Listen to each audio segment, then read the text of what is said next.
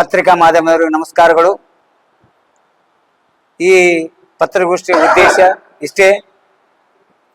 ರಾಯಚೂರು ಜಿಲ್ಲೆಯ ದೇವದುರ್ಗ ತಾಲೂಕಿನ 14 ಗ್ರಾಮದಲ್ಲಿ ನಮ್ಮ ದಲಿತ BSP ಮುಖಂಡರಾದಂಥ ಬಹುಮಾನಂದ್ ಅವರ ಕೊಲೆಗೈದ ಆರೋಪಿಗಳಿಗೆ ಕೂಡಲೇ ಬಂಧಿಸಿ ಅವರ ಮೇಲೆ ಸೂಕ್ತ ಕಾನೂನು ಕ್ರಮ ಕೈಗೊಳ್ಳಬೇಕಂತಕ್ಕಂಥದ್ದು ಕೂಡ, ಮತ್ತು ಈಗಾಗಲೇ ಬಹುಮಾನಂದ್ ಅವರು ಒಂದು ಸಮಾಜ ಸೇವೆಯಲ್ಲಿ ತೊಡಗಿದಾಗ ಗ್ರಾಮದಲ್ಲಿ ದೇವಾಲಯ ನಿರಾಕರಿಸಿದ್ದಕ್ಕಾಗಿ ಹಾಗೂ ಮೇಲ್ಜಾತಿಯ ವರ್ಗದವರು ಇವರ ಮೇಲೆ ಹಲವಾರು ರೀತಿ ಕಿರುಕುಳ ನೀಡುವುದರೊಂದಿಗೆ ಅವರ ಮೇಲೆ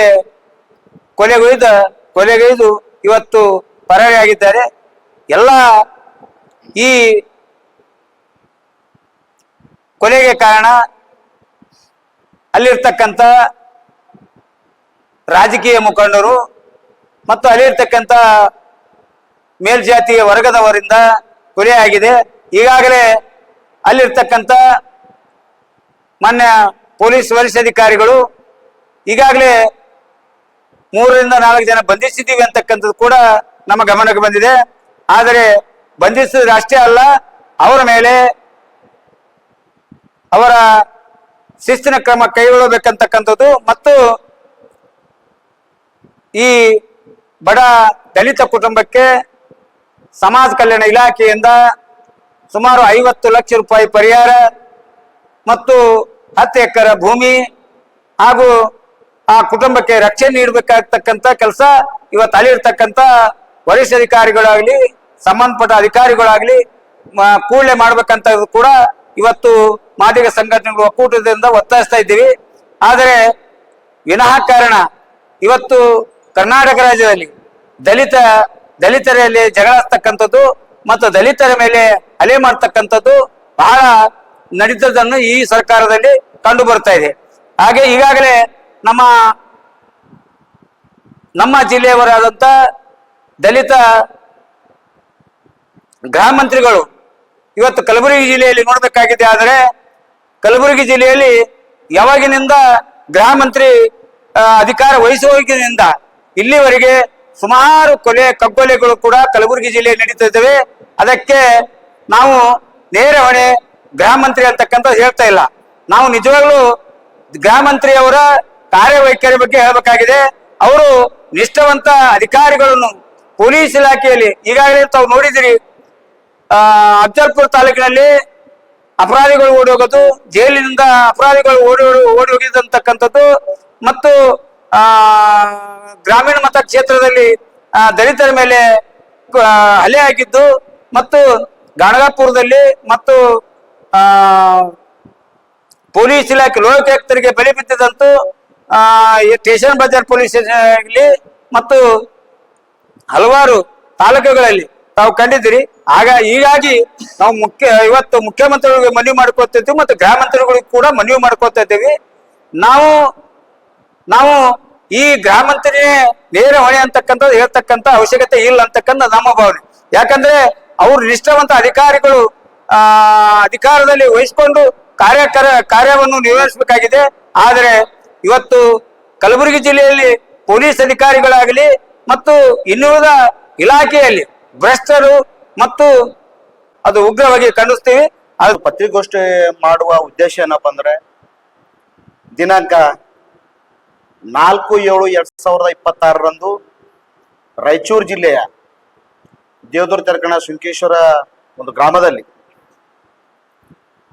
ಒಂದು ದಲಿತ ಕುಟುಂಬಕ್ಕೆ ಸೇರಿದಂತ ಭೂಮಾನಂದ್ ಅವರ ಒಂದು ಕೊಲೆಯ ಒಂದು ಪ್ರಕರಣವನ್ನು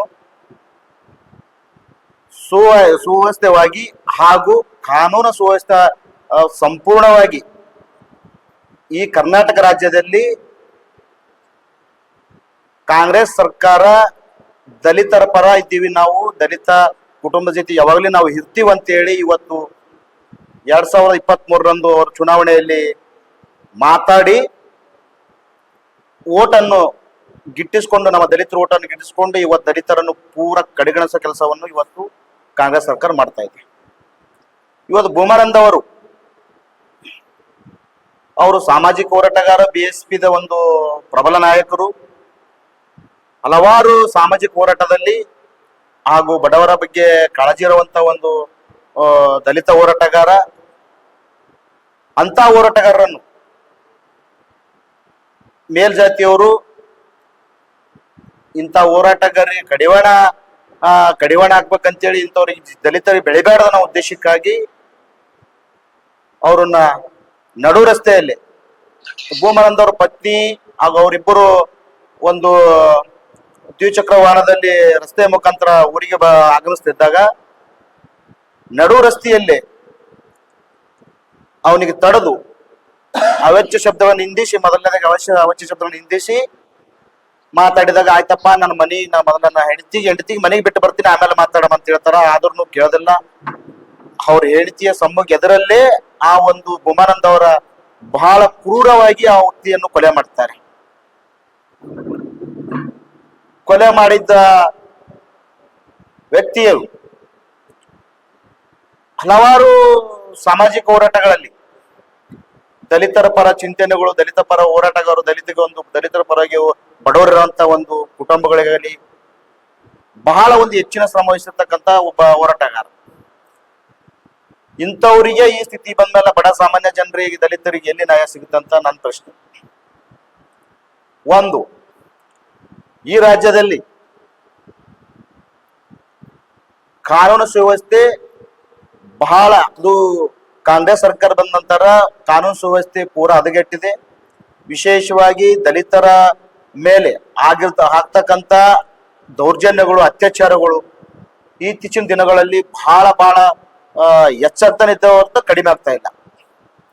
ಉದಾಹರಣೆಗೆ ಇವತ್ತು ಸುರಪುರ ತಾಲೂಕಿನಲ್ಲಿ ಒಂದು 17 ಗ್ರಾಮ ಇರ್ಬೋದು, ಆಳಂದ ತಾಲೂಕಿನಲ್ಲಿ 2 ಗ್ರಾಮ ಇರ್ಬೋದು, ಕಮಲಾಪುರ ತಾಲೂಕಿನಲ್ಲಿ ಒಂದು ಗ್ರಾಮ ಇದೆ, ಆ ಗ್ರಾಮದಲ್ಲಿ ಇರ್ಬೋದು. ಇದು ಇತ್ತೀಚಿನ ದಿನಗಳಲ್ಲಿ ಮೇಲೆ ಮೇಲೆ ಮೇಲೆ ಮೇಲೆ ಆಗ್ತಾ ಇದೆ. ಇದು ನಮ್ಮ ಗುಲ್ಬರ್ಗ ಜಿಲ್ಲೆಯದು ಒಂದೇ ನಾವು ಮಾತಾಡ್ತಾ ಇದ್ದೀವಿ. ಇಂಥ ಒಂದು ದಲಿತರ ಮೇಲೆ ಅನ್ಯಾಯ ಆಗ್ತಕ್ಕಂಥ ಏನ್ ಕೆಲಸ ಹುನ್ನಾರ ನಡೀತಾ ಇದೆ, ಇದಕ್ಕೆ ನಾವು ತೀವ್ರವಾಗಿ ಖಂಡಿಸ್ತೀವಿ. ಮತ್ತೆ ಭೂಮಾನಂದ ಏನು ಕೊಲೆ ಆಗಿದೆ, ಅವರ ಕುಟುಂಬಕ್ಕೆ 50 ಲಕ್ಷ ರೂಪಾಯಿ ಪರಿಹಾರ ಹಾಗೂ ಅವ್ರ ಮನೆಯಲ್ಲಿ ಸರ್ಕಾರಿ ನೌಕರಿ ಕೊಡಬೇಕು, ಮತ್ತು ಅವರ ಕುಟುಂಬಕ್ಕೆ ರಕ್ಷಣೆನೂ ಕೊಡ್ಬೇಕಂತ ಹೇಳಿ ನಮ್ಮ ಆಗ್ರಹ. ಇವತ್ತಿನ ದಿನ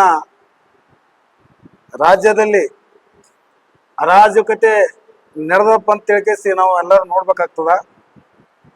ಎಲ್ಲೋ ಒಂದು ಕಡೆ ಕಾಂಗ್ರೆಸ್ ಸರ್ಕಾರ ಈ ಆಡಳಿತ ನಡೆಸಲ್ಲಿ ಸಂಪೂರ್ಣ ವಿಫಲ ಆಗ್ತದೆ ಅಂತ ತಿಳ್ಕೇಸಿ ಎಲ್ಲ ಆಲ್ರೆಡಿ ಕರ್ನಾಟಕ ಜನರಿಗೆ ಎಲ್ಲರಿಗೂ ಗೊತ್ತಾಗ್ಬಿಟ್ಟದ. ಎಲ್ಲೋ ಒಂದು ಕಡೆ ನೋಡಿ DK ಶಿವಕುಮಾರ್ ಅವರು ರಾಜೀನಾಮೆ ಅಂಗೀಕರಿಸಿದಂತಾರ, ಎಲ್ಲ ಮಂತ್ರಿಗಳು ಅವರಿಗೆ ಬ್ಲಾಕ್ ಮೇಲ್ ಮಾಡ್ಲಾಕತ್ತಾರ, ರಾಜೀನಾಮೆ ಕೊಡ್ತೀವಿ ಅಂತೇಳಿ.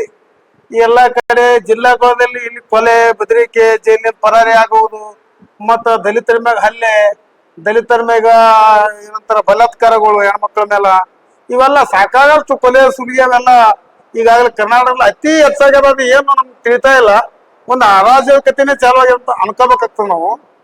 ಈ ಮೊನ್ನೆ ಏನು ರಾಯಚೂರು ಜಿಲ್ಲೆಯ ದೇವದುರ್ಗ ತಾಲೂಕಿನಲ್ಲಿ ಬೂದಿನಾಳ್ ಮತ್ತು